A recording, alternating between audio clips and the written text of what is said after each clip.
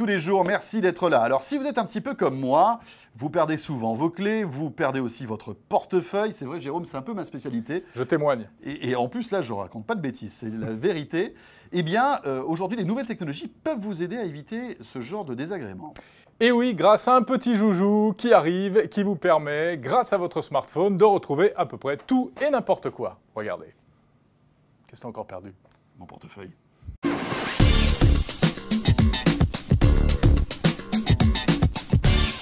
Alors, de quoi s'agit-il? Eh bien, de localisateur. Bon, on n'a pas trouvé mieux comme mot, parce que c'est pas terrible, mot, hein. Localisateur. Mais où est mon localisateur? Non, on peut dire aussi alors une balise, hein, ça c'est le terme vraiment technique. C'est vrai que c'est mieux, balise.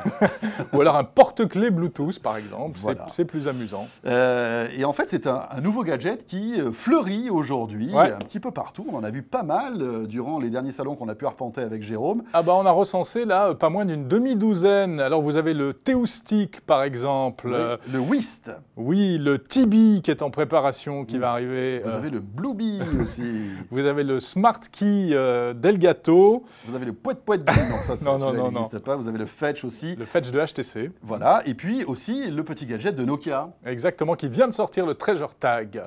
Bon, alors tous ces petits joujoux permettent à peu près tous de faire la même chose. Ouais. Retrouver son portefeuille, tu l'as dit, son trousseau de clés. Pourquoi pas sa valise à l'aéroport, quand elle approche comme ça sur le tapis. Mais ça peut servir aussi à autre chose. Démonstration. Et ce genre de petit localisateur est très pratique pour retrouver son ami. Mais où est mon ami Jérôme? Alors regardez, on va essayer de le retrouver. J'ai téléchargé l'appli Stick and Find qui va avec donc, le petit localisateur.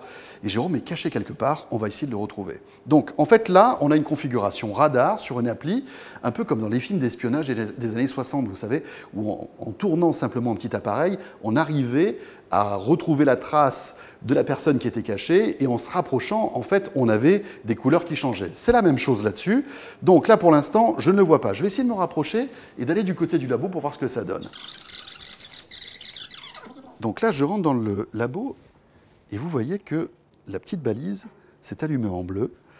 Et lorsque je vais aller dans le labo, en théorie, ça devrait me donner des infos et essayer de localiser Jérôme. Et là, effectivement, j'ai l'impression que petit à petit, je me rapproche. C'est de plus en plus chaud, c'est de plus en plus chaud, c'est de plus en plus chaud. Regardez-moi ça, c'est de plus en plus chaud. Alors là, vraiment, le signal est au maximum, on est à 95%. Mais où est-ce qu'il peut bien être? Il est sur le canapé, regardez-le. Donc ça marche, c'est génial. Zut, il m'a trouvé. Eh oui, je t'ai trouvé. Alors regardez, et le petit sticker est là. Alors ça, c'est la version qu'on peut coller sur un ami. C'est très sympa. Ça fait très pins des années 90. C'est cool. Je sais pas si c'est vraiment fait pour ça. Non. J'ai aussi la version porte-clés, bien sûr, qu'on peut accrocher à ses clés, comme son nom l'indique. Donc là, c'est une fonction qu'on a vue. Ouais. Le fait de retrouver son ami, son porte-clés, etc., sa valise, etc. Mais il y a d'autres fonctionnalités sur ce genre d'appareil. Alors, tu peux par exemple me faire sonner. Oui. C'est quand même la base. Je peux te faire sonner. Si tu m'as perdu, encore une fois. Voilà, exactement. Alors, j'appuie sur bipez-le, qui est écrit là.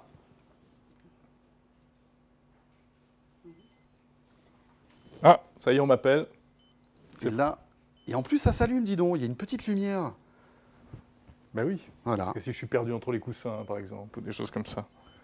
Donc ça, c'est la deuxième fonctionnalité. Il y a un troisième truc qui est très bien, c'est la fonction laisse, qui, comme son nom l'indique... Donc, je vais t'accrocher à une laisse. C'est un peu ça. Ouais. C'est-à-dire que ça te permet de m'accrocher. Et si tu t'éloignes, là, c'est ton truc qui va biper. D'accord. C'est ça qui va biper. D'accord, ça veut dire que par exemple, je m'éloigne de mes clés, je suis dans un restaurant. En m'éloignant, mes clés vont biper simplement parce que je m'éloigne des clés. Et voilà, ça t'évite de sortir de chez toi en oubliant ton portefeuille, tes clés, tes lunettes, tout ce que tu veux. Bon, il ne faut pas être trop loin parce qu'autrement, on n'entend pas biper l'appareil en question aussi. Exactement.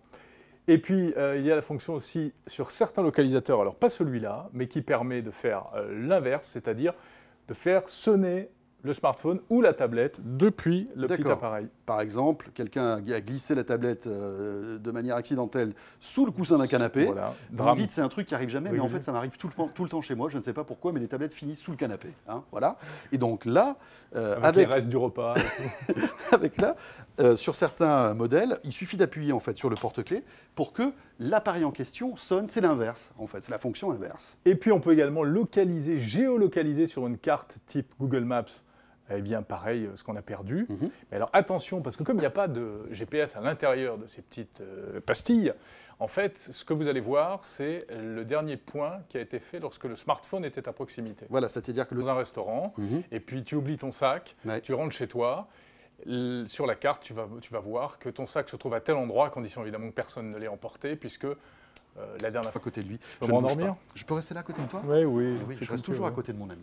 Voilà pour cette œuvre d'art en matière de vidéo, hein, on peut le dire. Alors, les caractéristiques communes de ce genre d'appareil, tous fonctionnent grâce à la dernière génération du Bluetooth, le 4.0.